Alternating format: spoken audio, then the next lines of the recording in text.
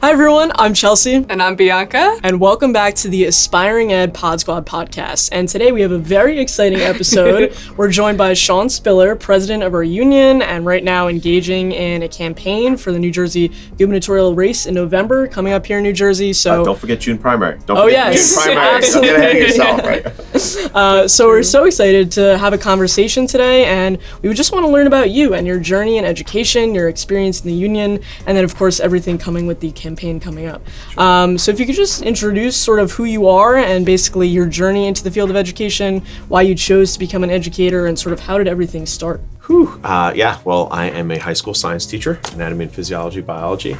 How did it all start? I don't know how far back first I was born and then, but no, I mean, I probably would go back pretty far just in that as a kid, I was born in Jamaica. And, we came to this country when I was pretty young, but it was after living in a few other countries for a while. And for me, it started knowing that my parents chose this country and it was so special. And there was a lot that it offered. But right away, my parents would instill the importance of education and what that meant. And my mom was a math teacher in Jamaica, so she would talk about that all the time. And I think that was a little bit of the foundation, that I thought about. Sure enough, I went on, went all through the schools and then went on to college. And in college, my college hockey coach was also a high school science teacher.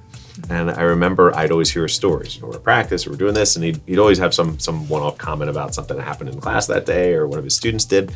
And I always remember thinking wow, it's a lot like what my mom would say, enjoyed it and, loved what they were doing. And so for me, that was the seed that was planted, and, tried to play hockey for a little bit and got my first job as an assistant sports editor at the Associated Press. But at that time, then I went back to school for education at Rutgers again, and then said, I'm going to pursue a career in education. And I guess the rest is history, became a high school science teacher. And along the way, got more involved in the union, right? Figured out what the union was, right? It took me a while, I don't even know. You get the calendar, you're not sure, but then you realize, there's all these other things. So really became engaged. And then from there, into leadership positions at the local level, county level, state level, certainly in the role that I am now. And tied in with that to say, hey, wait a minute, I do so much in this side, I should do more on the public side, public elected office, and became a mayor and a council person for 12 years and all these different things. So it's really been an enjoyable journey because I think as educators, it's always exciting to be learning more and to be serving and helping, and it's combined all of that. So it's really been something that I've enjoyed, and it's been a ton of fun, and I hope made a difference in folks' lives. Awesome. You mentioned that career switch. I think that's so interesting that you were working for the AP. Yeah. Was there anything specific that just sort of made you make a jump? Yeah, a little bit, So I remember, it's relatively soon after college, right? And I'm working, I think my nights off were, don't hold me to this, but Wednesday, Thursday, right? I'm working evenings, right? Because we're covering games. I'm a big hockey guy, but I'm covering mostly baseball. So to put it in perspective, there were 6 of us, I think, or so as assistant sports editors, and there was probably 3 head editors. Hockey had 1 guy, right? We were covering baseball. All the rest of us, there was 1 guy for hockey. So, but, it was obviously pretty cool. You are either at games or you are in the office and taking, the feeds in from other games, leads in, and then, making the changes. So it's a very, it's a lot of energy. There's action going on all the time. It's sports. When you're done for the night, folks are like, hey, here's where all the players are at. Let's come on out, So that's your life. But I was also wow, I'm off, Wednesday, Thursday or whatever. I am, working at night and, trying to rest during the day or whatever else. So you feel, at least I did, very disconnected from all the folks I went to college with or folks that I knew. And for me, I was like, hey, I love the people I work with here, but it soon becomes that's the only people you're going to be able to interact with because they're on the same kind of schedule as you. So that was a big piece of it, just knowing I really enjoy this, but I think, I'm not sure it's for me. And that's when I decided to go back. And when you did become a teacher, how long did it take for you to become involved in the union? And what did you do sort of at that local level, to get more involved, and what were you interested in? Yeah, I got more involved, not right away. My first job was in Kinnelon. Although I should say, maybe I was involved immediately. Not really in the union, but I was involved in union practices right away. So I remember my first job in Kinnelon, I have 5 interviews lined up for the week, right? I graduated mid-year too, right? So I'm starting mid-year, and I've lined up 5 interviews, Monday, Tuesday, Wednesday, Thursday, Friday. And I'm like, all right, let me go see how it happens. And Kinnelon was my first interview. So I go in, I I check out the class, I sit down, I talk with the principal. We're having these great conversations, learning about all the different things, learning about me. Take a ride. Let's go on and have a talk with the superintendent. So I sit down in her office and she's chatting with me for a minute. I'm just chatting. She's like, okay, we'd like to offer you the job. And I'm literally like, oh my God, like, what? We'd like to offer you the job. So she says this, and I'll never forget, I'm sitting there just actually stunned. And because of my silence, my awkward silence, she goes, okay. We'll pay you more money. So I literally was negotiating in my first ever interview by accident. I'll admit it was by accident, but I made more money by accident and by just keeping quiet, right? So it was my first experience with negotiations. So that was my first sit down and first job. And by the way, I went to all the other interviews because I was like, oh, you don't want to burn these bridges, but it was tough sitting there going, I already have a job. So that was my first kind of experience. But there, you're brand new. I'm teaching like 3 different subject areas. I was like emergency certified for 2 of them. It wasn't even my area. I was coaching the hockey team. I was assistant coach of lacrosse. Like, you're just doing so much. It was just like trying to get by. So I wasn't like focusing on like, what is the union and what does that mean and how can I be involved? But one of the mentors who was there and, was really probably like the only other person of color in the whole district, at least that I knew, really was in the science department and kind of took me under his wing and would always give me guidance, like a veteran teacher. And he'd always, from other districts too, he'd been around a few places and he knew the state a lot better than me and knew things. And so he'd always, put a little something in my ear or help me out, or he'd be like, hey, you should go talk to the union about that. Or you should, he would kind of, not force and go do, but he would just offer these things. And so I remember I was like, oh, wow, very, very helpful. And really where I appreciated though was just, I remember eventually when I was going to switch districts, right? And look, science teacher, understand the high demand and, you're looking to see once you're in the system, right? The only way to increase that compensation, and folks are doing it now too, is to go to another district and hopefully negotiate a different salary. And so I knew there were a lot of other openings for science teachers. And I remember really sitting with him and getting counsel from him. And then he was like, look, go talk to the association here. Go talk to the association there. And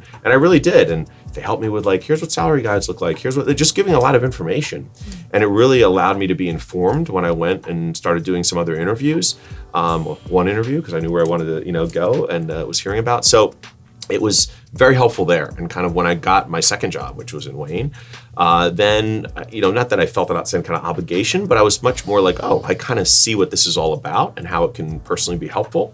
So when I had my first experience where I wanted more say and something was happening in my class, I was like, well, I know where I want to go. I'm just going to go talk to the union. So, of course I walked by, knocked on that door. I remember Eileen Bannett, hi Eileen, was at the door. She opened it up and said, what do you want? Why are you here? I'm like, I don't know. I'm here to help or whatever you need, And she probably looked at me a little funny, but let me in. And sure enough, based on what I did before, she said, well, you did this. Okay, how about you help write our newsletter? How about you do some of those things? I was like, sure, I could do that. So I got involved, started volunteering, doing that.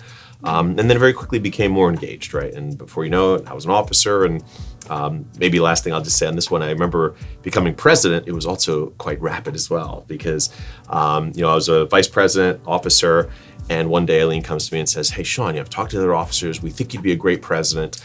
And we think you should do it because I'm going to have a kid, right? And I'm like, oh, she was adopting. Right? Okay. And she was literally signing the papers and doing everything the next day. So she's like, how about you become president tomorrow, Effective immediately. Effective immediately. But it was one of the best transitions, right? Because I became president and she was still right there. Mm-hmm. She was right there. Always, Eileen, how did you do this? Super supportive and the team was great. So it was really one of those experiences like, oh my God, there couldn't be a better way to step into a leadership role where you've got all that support behind you. It's eventually how I became a local leader, and then beyond there, here we are. Yeah. Well, I love that story of progression because I feel like for us as aspiring educators, people might be looking at the union and it's large, there's layers to it, and people might feel a little intimidated to get involved because they just don't know where to start. So I think that's a great example that, you just start by making connections with people and they can always show you and sort of take you under their wing and show you what it could look like and then, build up to a higher leadership position. And that leads well into our next question of, why exactly are unions so important for educators? For us, from our position, we could have members who haven't even been in a classroom yet for observations or they're clinical, but they have joined the union, but they don't exactly know what protections come with their membership. So why exactly is it important?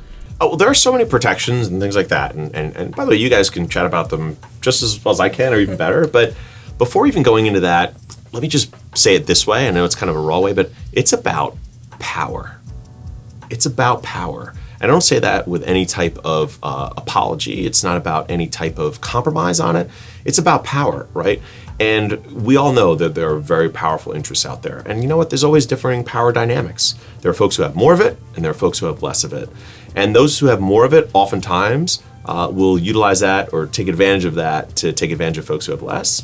And we're seeing it, right? We're seeing it now more broadly nationwide. We're seeing it as income gaps grow, as we see folks bullying others, and there's so many ways I could cite or list examples of. But at the end of the day, I think inherently unions are about the fact that, hey, there's all these protections, all these things, all these benefits, all these things we can talk about. But at the end of the day, it's about, hey, I know that on my own, I am never going to be able to have as loud a voice, as strong a voice, as much power as these other entities, these other institutions, these other folks who are in positions where they make decisions that affect me, and oftentimes they never ask me about it, right? So by being part of something bigger, now all of a sudden, wait a minute, you may not ever really care what Sean says or what that one person says or that one science teacher says, but you now care what 200,000 say, right? You care that this is something that all of them or collectively they're saying is an important issue, and you need to listen.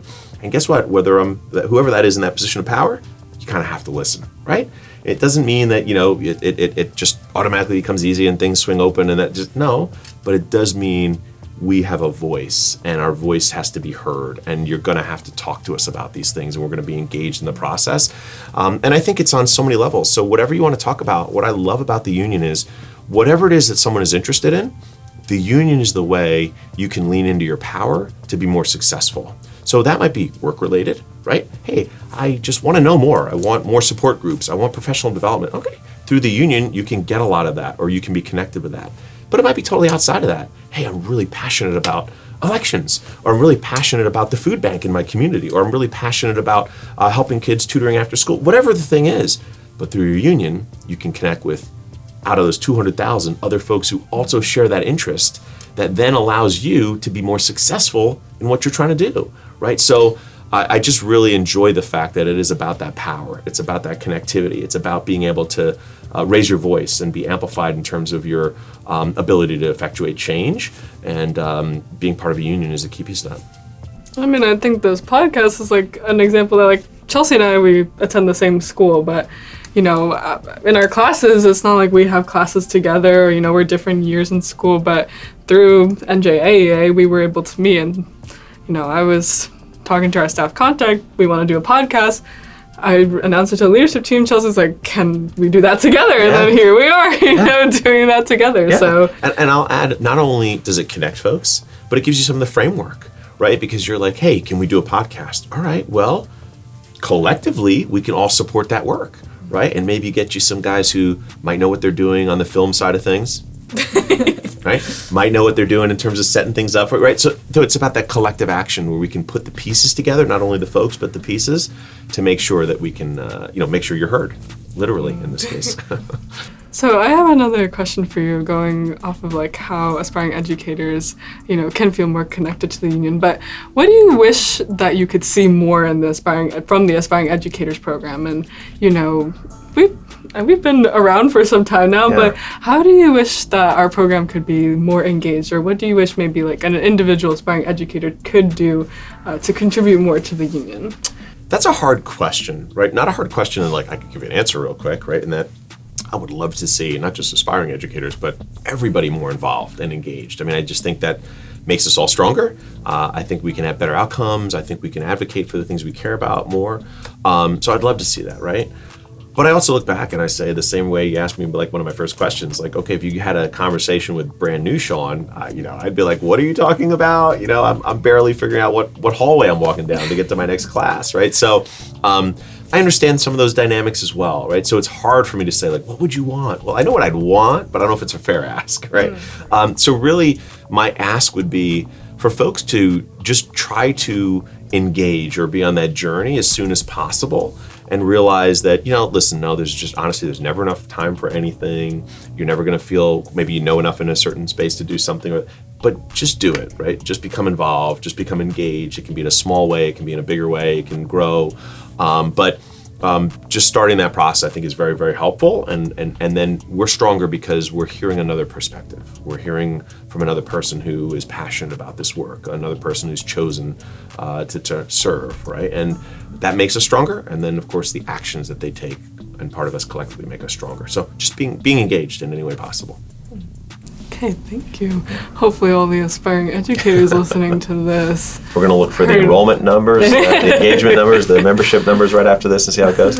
No, but I mean, even speaking to like that diversity of people that you're, I mean, even on our leadership team, like just thinking about how different everybody is, and you know, just us going to the same school, like that's not where it ends. You know, there's so many more like people we can reach out to and connect with. Yeah, and it's fun too, because you have those conversations. Sometimes it's something you weren't even thinking about. Yeah. Like somebody brings forward, and you're like, "Whoa, yeah, of course, that's a great idea." You know, so it's all part of I think, you know, helpful to us too, just to expand our thinking. Yeah, get all these new perspectives. Anyway, like anywhere in life. Absolutely. Well, we learned a little bit about the union and your experience with the union and education, but we also obviously want to talk about the campaign that we have going on right now. So could you just tell us a little bit about how you decided to run for governor? Like, what did the story behind this look like? Well, there was no moment like I decided, like, Right. I'm running for governor. Well, I guess I had to announce, so I guess at some point, right? But not really. I'll share a funny story in that it was, look, you know, my wife and I would be having conversations, and or others would be looking at it, and really just more along the lines of, hey, and I truly believe like this is our chance to do something different. This is our chance to really make sure that we center different voices in the conversations and decision making. So always think about that, right? But I've never thought like, oh, look, this is now a chance to be like even an NJEA president, or this is now a chance to be a mayor, or something. You know, never looked at it in that lens. But I remember it was a funny conversation. Our 7-year-old is like getting all into politics, right? Meaning like, oh my God, how long are terms? What does this mean? You're elected. Like he's all into it, right? He's like a ton of questions, right? Pretty interesting. Sometimes tough ones, right? When you're, you know, sometimes tough questions. I mean, legitimately tough questions. But so I remember I'm picking him up from school one day, driving home.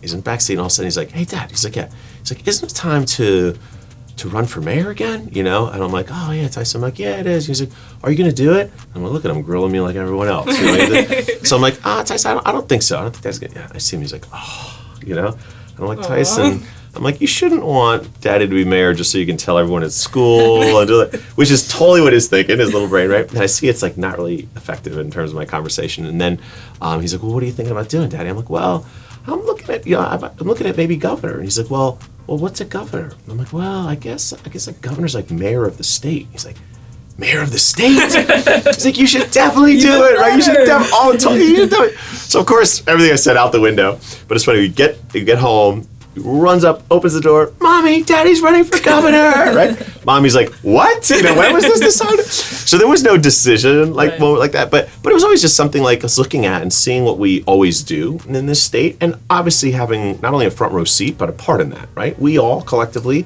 we engage in the political process all the time, right? Because we have to, and we should, because there are plenty of others who do, and oftentimes it is what we talked about before. It is those who have tremendous power or wealth. And so we've all banded together to say, we want to have a say in this too, right? So we've been engaged in that process forever. So I've always seen that. But I always see that we're still fighting to get somebody who really centers our interests, because, you know, they are oftentimes, as much as we try to help support with our collective dollars or our time or our door knocks, there's just big money behind them, or there's big political power behind them, and they listen to us sometimes when we bring an idea, but they often do things that really helps those folks. And so for me, I looked at all that and I said, wow, this is really an opportunity and a chance for us to change that dynamic, to bring forward just that experience of, so I'm an immigrant who came to this country and knows what that's like and knows the struggle, but the opportunities and all those pieces. I'm a person who's dedicated my life to being a teacher and helping our students succeed. I'm a person who's become a labor leader, which is fighting for working class folks throughout this state, saying everybody deserves health benefits and everybody deserves a livable wage and all the things that we know about. I've had the opportunity to serve as a mayor and a council person and address the big issues like affordable housing and best first ever rent control and all the things that you try to do, and you say, wait a minute, take that body of work, and in a moment especially like this where I'll say a little bit like we need somebody who knows how to stand up to a bully, which we did with Chris Christie when I was coming into this position, and now I think it's important when we see who we have in the White House to stand up as well and stay true to our values. you put all that together and I say, you know what? Yeah, it's about the issues, but it's also about the messenger, right? Because when I talk about needing housing that's affordable in every community, it's because I've lived that and it's personal to me. When I talk about healthcare costs, it's because it's personal to me and I've lived that. When I talk about quality early education and childcare, it's because it's personal to me and we're dealing with that now. It's, when I talk about the environment and energy costs, it's because it's personal to me, right? And I've seen the impact as mayor on the floods that happen all the time and the impact and our energy costs that are going up when we don't invest. So all these things, it's not just me talking about the issues I hear about them because it's from folks like me, right? And I think this is our chance to say, with what Andy Kim has done to help blow up the line, with some of the organizing power that we bring to elections, that we're going to say, hey, no, we're going to focus on our endorsed candidate here to get this done. This is the opportunity to change things, and I'm excited about where we are and what we're going to do. I mean, I feel like even the summation of like all your lived experiences will empower you to give those people who maybe are bullied or don't like have less power, like rise up and have better opportunities in life. I have a few curiosities, but my first curiosity is just if you could speak a little bit more about what it was like growing up as an immigrant, because especially considering all of the policies that are coming out from the federal government about immigration and, who has a right to live here and who will be deported. Like, could you speak a little bit to your experience growing up as a kid? And, you said you you were born in Jamaica. Yeah. So what was it like immigrating here, and your parents, what was their lived experience? Yeah. And how has that affected you? Yeah, I think it was, there's a lot to that answer. There's probably a whole podcast I could do on that one. I'll back into it and say this. It is absolutely one of the reasons why I'm so passionate about standing up for every resident in New Jersey, because I know that despite, plenty of opportunities for sure, but despite the obstacles that my brother and I also faced, we never had to worry about armed ICE agents barging into our classrooms, ripping us out of our seats and telling us we were never going to see our parents again. Like, that is a level of fear, a level of meanness that I think is unparalleled and certainly just not who we are as a country, and certainly not who I will be as governor, right? So just start from that. But for me, so noting that was not my lived experience, because we did not have that threat, right? And I think that's important. But look, I remember, coming to this country, and certainly, we settled, we were in Rockaway, New York really quickly, and then we came to New Jersey, and we made that move and we were here. I grew up in Montville, I went to Montville High School, and we were probably one of two families of color in the whole district, right? So it was us, the Hargroves, and that was, that's very isolating, right? There's nobody who really looks like you, walking around school. And certainly it's very obvious to you as a kid, and it's a dynamic you have to deal with, right? And you can imagine, look, it's the things we all know, right? That happen when you're growing up and with kids, and things that would be said and all the pieces that would go along with it. I'm really proud of the foundation that my parents provided. Look, my parents are a mixed race couple, right, which had its own dynamics that they lived through for sure. And, we had parents who would guide us, support us, have the conversations as needed. But also we got to live firsthand what that looked like of just very welcoming family, right? My mom was a part of a huge family. My dad's an only child, so very opposite. But, every time we'd go to whatever family function, you just saw just like the love, right? You felt the love, right? And that was always like the rock of it. I'm like, oh, this is the norm, right? This is what it's like. And then, then you had to live in the world of what it also is. So look, that absolutely had its challenges. I'd probably say, I feel anyway, looking back, benefited from being a pretty good athlete and other things, because, with that comes a little bit of just credibility, or at least kids will respect that enough to not because they leave you alone, but they're not, can't really pick on you as much or something like that, or name call if you're just better than them at a lot of these things or other things, right? So for me, it was growing up in a way where I was keenly aware that even when I got my first job in Kinnelon or even in Wayne, look, I'd walk around and I'd see a student of color, and look, I hate to oversimplify it this way, but even as an educator of color, walking around, you see another person of color and you kind of just give that nod. And if you're a person of color, you kind of know what I mean, but it's just an acknowledgement of I see you, right? And I think that was important for me to offer students, being a black male and allowing them to see me also and know that I see them. I just think all of that helps define who you are. So when you ask like what my experience was with growing up, it was all over the place with a lot of things, lots of different emotions on that. But it was still, look, it was a very positive experience. I enjoyed, what we had, and certainly the challenges were there, but we figured out how to navigate that as a family, and I always felt fully supported. Thank you for sharing that with us. And you led perfectly into my into my second curiosity, and just the students that you impacted while you were teaching. I'm curious if you have had any students reach out to you since you became more involved in the union, became union president, you announced your campaign for governor. I'm curious if any students have reached out to you. Like, Mr. Spiller. Yeah. No, absolutely. That's absolutely happened, right? So it's pretty funny. Or I've seen them out, which is crazy because I'm like, oh my God, how did this happen? This means I'm getting old. Like I see them and they're like, full adults. But plenty of that's happened, which is so much fun, because everybody wants to share a story. They're like, I remember when we were just doing blah, blah, blah, blah, blah, now here we are, And it's actually pretty funny because I remember years back, I forget which student had found it for me, but one of my students was traveling wherever, I think it was from Vermont, and they had actually found a lawn sign of somebody who was running for their council or commission, and it was so-and-so Spiller, right? It wasn't Sean, and they had stolen it, right? And brought it to our classroom. We always joked about it because they had Spiller there. And so a couple were like, oh my God, I remember we had that sign. Now it's you really running, So we laugh about that too. So no, it's great to see. Certainly my former students, and I've spoken to a lot of them, since announcing and since being part of this campaign right now.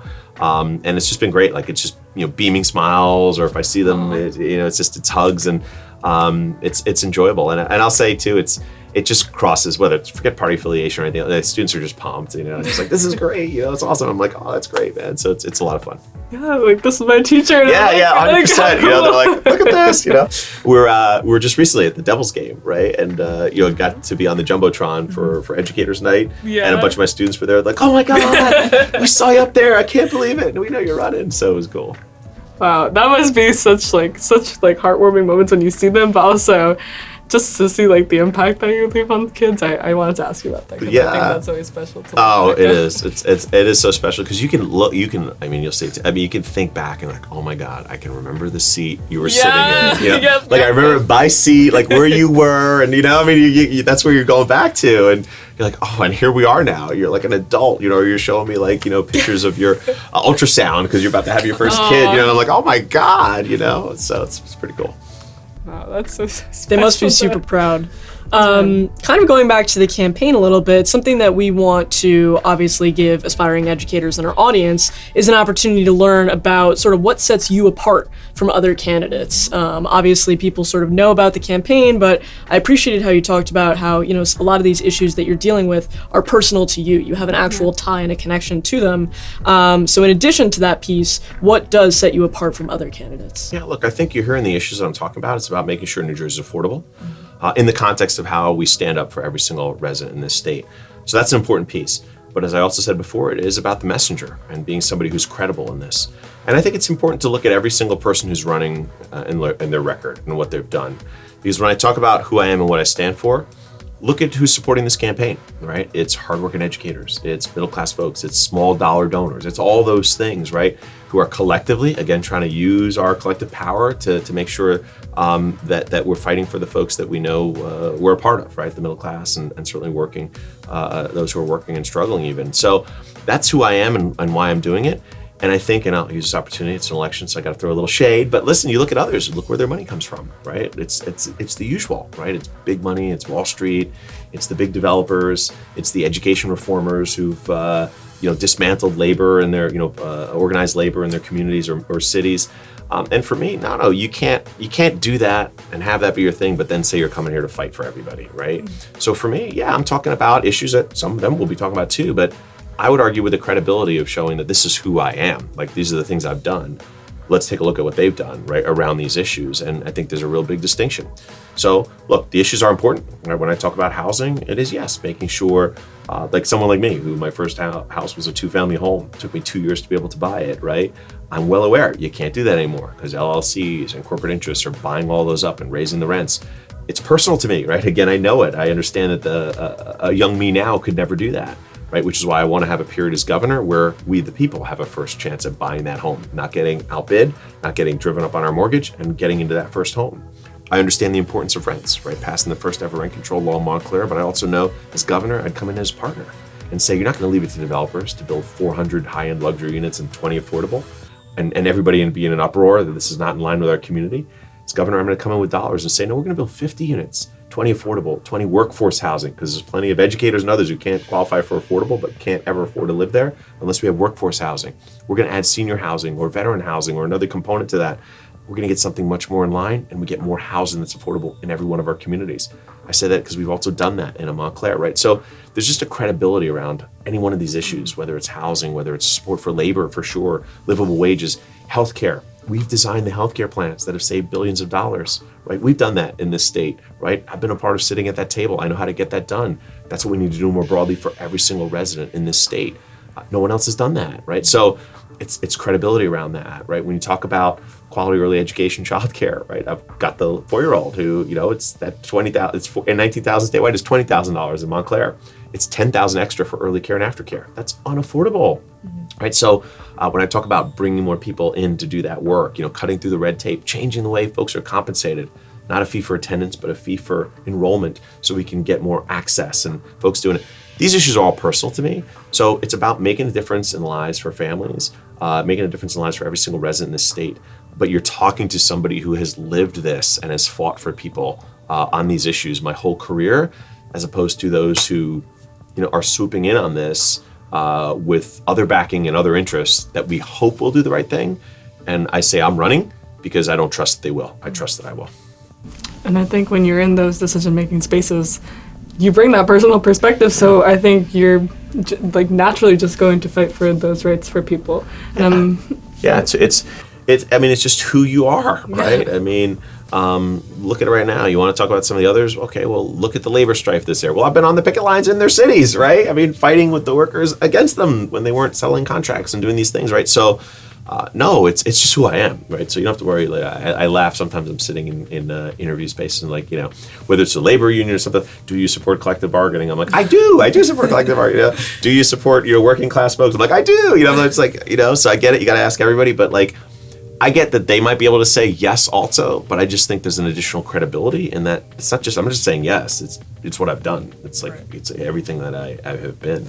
Yeah, you can go there and say, well, I have this experience. I've done this. And it just builds up your credibility more. Exactly. And I'm wondering, when you, if you were to get into office, how do you also plan to support aspiring educators in this time of teacher shortages, but also so many teachers experiencing burnout and kind of almost discouraging aspiring educators from even entering the profession to begin with. So do you have any ideas or plans of how you plan to represent aspiring educators' voices in office too? So I think a couple things I'll say. There's a lot of things we have to do right away for sure that I think will make a big difference. So when we talk about right now, changing, pension systems as an example, right? It's a more medium to long term thing, in terms of, hey, listen, folks realize it in the career that, wait a minute, I don't have a pension system that is even in a public sector job where my employer would be matching or something like that. I don't have that in this. That doesn't work, right? And so that's not keeping folks in.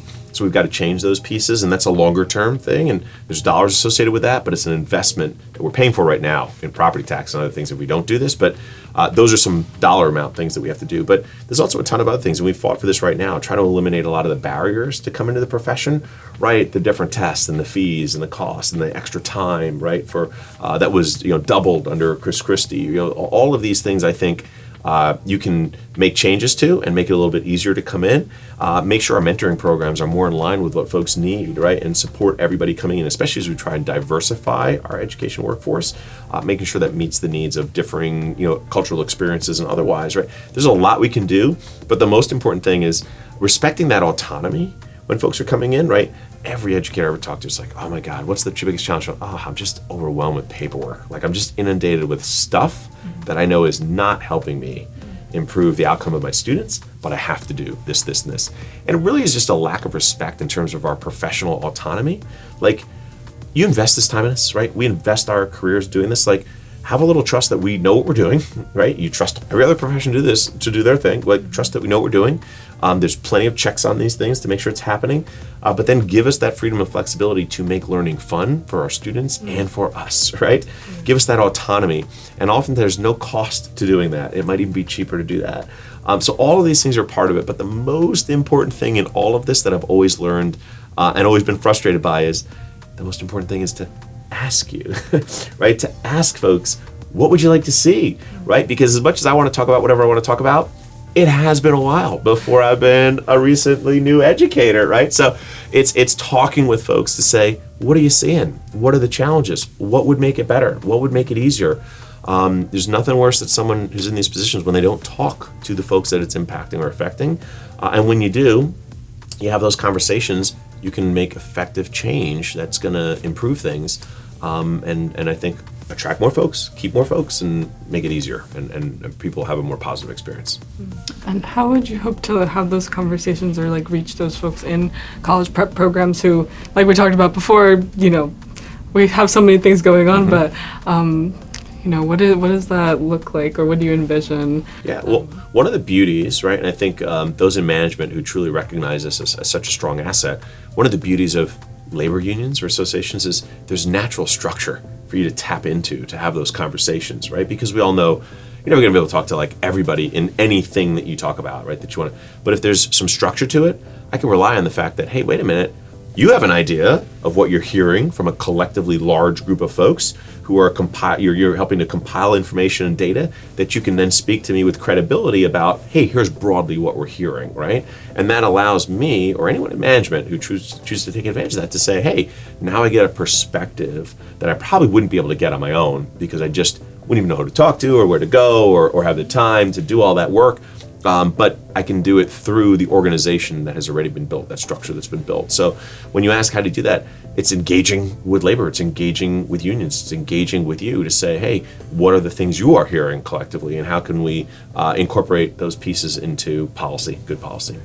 That's, I guess, exactly why we had that, excuse me, that future educators program or aspiring educators program, you know, early career, our active members and our retirees. Yeah, we've got so many layers because it's important to be engaged always, right? I always smile with folks saying knowledge is power, you know, and, you know, I go back to that story I was telling you before, like just the knowledge of like, you can be quiet and make more money in your first job. Like I had no idea, but you could be sure that the second that happened, I'm like, oh, I just learned something that you don't have to start on step one, right? You might start, like, that was something I learned, and that equated to money, right? So knowledge is power, and money and everything else that goes with that. So we want to make sure that we are, you know, conveying knowledge. We want to make sure we have that at all levels, which is why we have, you know, different bracketed levels of the association. Sort of along the lines of like us giving you input as to what we would want to see moving forward. We also want to have our members understand how they can become involved in the campaign. I know a few weeks ago you did the bus tour, and actually one of our leadership team members, Em, was able to join, and she sent us pictures, which was great to see. Fun. So obviously that's one way for us to get involved. Are there any other ways? Is there any hub of like information that our members can go to find out ways to get involved? Yeah, so two things. Number one, write to the campaign directly, which is SeanSpiller.com. And they're, you know, right on the site, people can sign up and engage. But also, especially because I'm the NJAEA endorsed candidate, it's also through NJEA, right? There's many ways we can be involved in the campaign as an organization. We're putting a lot of events together, doing town halls with our members and plus their family members or others. So there's lots of opportunities where they can either contact, you know, through the campaign directly, SeanSpiller.com. You know, I feel like a guy who was saying that, right? SeanSpiller.com. You know, we put the tagline. But also again through NJEA and the structures that already exist and maybe people are very familiar with can reach right out there saying how can we engage in the campaign. And for me, and I remember even as a newer member, I've always found it really exciting, like when we're going out and door knocking and having those conversations, which we were right in that moment now because vote by mail ballots go out end of April. So again, June primary, right? Ballots go out end of April and we've got until June 10th. But in that moment right now is when you start doing the door knocks and, you know, walking and putting literature out. And for me, I always found that fun, right? Because it's an opportunity to talk with folks. And especially if you engage on the NJA side, it's going to be talking to other members. So it's kind of fun too, because you're talking to a fellow educator and, you know, you're out there and somebody's always going to want to talk to you. Like, oh, wait a minute, you're a new educator. What do you teach? What do you do? And then and it's just so much fun. So there's plenty of opportunities to engage, and I ask folks too, because that's how we win this. It's engaging our membership, engaging the general public, and engaging folks around these issues, but organizing and mobilizing, and that's what we're good at it, and we're going to need that to win this right now. And I guess kind of just to leave it on this note, for any student watching right now who is interested in political advocacy, what would be your biggest piece of advice that you would give to them if they're looking to their future and they know that they want to teach, but maybe down the line they would sort of follow a path like yours and eventually possibly get into politics? So what would be your biggest piece of advice? Just do it, right? Just do it. I always say to folks, like, oh my God, there's no one better to serve in public office, right? And we serve as educators, but there's no one better to serve in like publicly elected office than an educator. Every day we meet our students where they're at, and we understand that if you're not connecting with them and understanding with them, you can't help them, right? Every day we understand that we've got to differentiate how we hear them and how we convey stuff so that they can be able to take advantage of what we're trying to say. You need that skill, right? Every day we've got to be organized and figure things out and have structure, and it's exactly what you need. Like, I mean, all the skills, like this is exactly what we need in public office, right? Whether it's that local board or school board or a council person, mayor, assembly, senate, commissioner, legislator, senator, on and on, governor, on and president of the United States, right? All of it. Let's do it, right? So I can't run for president, folks. I didn't ask that question. I was born in Jamaica, but so it's all of those things, right? Why I think educators are great in public office, and I would encourage folks, just do it, right? I will just share the quick story. I remember I'm serving, and I'm like, wow, I'm getting so involved in this at the union side. I should be more involved in my community in this. And so I'm talking with neighbors, I'm talking with folks. I sit down with our current elected council member, and I'm having conversations, and I realize everybody's saying the same things that I am, and I'm thinking about. So one day I'm driving home and I passed Staples, and I grabbed little note cards, and I printed the things that we're all talking about with a little thing like SeanSpiller for council. And I started walking and knocking doors, and I got elected councilman. Right? And I always say, for me, it was pretty parallel, right? Because it was all in the same week that I got elected to be an officer at NJEA. It was my birthday. I got married, and I got elected to the town council, right? Wow. And in so 1 week? It was a good week, right? It was a good week, right? But I share all that to say, just do it. Like, engage, do it, get involved, run. And you'll find it not only so enjoyable, but you'll realize like what a difference you're making. And I think that's why we do what we do now, just to try to make that difference. And you can do it on the publicly elected service as well.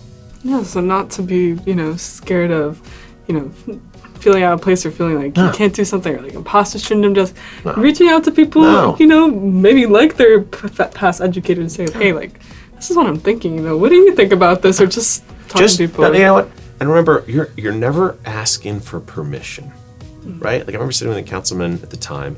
I didn't sit with him to ask him permission to run. I sat with him because, I respected him and wanted to learn from him, but I wasn't asking him permission, right? But I think it's the same thing. It's we can't wait for that permission in the sense of, and maybe I'm a little biased here too, but what I've seen, and even running in this position now, there's a level when people look at educators, there's a oh my God, thank you so much, we so appreciate you. And then there's that little tap on the head, and it's like, now go back to your space and stay there. I mean, we love that, we appreciate it, but go back over there, and like, thank you. But why would you ever want to be a governor? Why would you ever want to be? There's that little bit of that, and you're like, why wouldn't be? And why wouldn't we be great at it, right? So it's not ever asking someone for that permission to say like, well, what do you think? Like, should I run? Like, no. You'd be great at it. You should. You're the one serving our communities in so many ways right now. And you should run to be elected to help make the decisions as opposed to just advocating for folks to do the right thing. You can do the right thing yourselves. So that's why I say, just do it. Have the conversations, have fun, but just do it. Like you can, and you will, and you'll be good at it. For anyone who's listening out there, if you need a hype person, you need someone to have your back, this is who you reach out to. Sean will help you, and we'll make sure to push you along, be like, yeah, go do it. That's right. But yes, we just wanted to end our episode with one last thing. Sure. Chelsea's pulling it out. So we have your review article right here, and Chris told us that in past years they had like little signatures of whoever was on the cover, and apparently that's not the case anymore. This so if you could sign it, I mean, it looks like you, so it must be you. All right. Wow. we're gonna have to put this up like on the bookshelf. Yes, right next to our photo. Yeah. Oh, that's gonna be your picture on the bookshelf now. Everyone else has a picture. This is yours. Wow. There it is. Signed. Thank you so much. Thank you so much. And thank you for Appreciate this it. powerful. Thank you so much. Yeah, I appreciate it. I hope that everyone listening got something from it and also learned more about your campaign too, and will remember those things when they go out and vote. And they'll remember it when they're on their own campaigns running for office sometimes. There we go. That's right. But we're so grateful that we found time to talk to you and that you came and had this conversation with us. We feel so incredibly lucky and blessed. So thank you, Sean. It was nice talking to you today. Yeah, my pleasure. We hope that you all have a happy Thursday and, best wishes to any big dreams that you have or goals that you want to achieve, because clearly they can be done if you just do it. All right, bye everybody.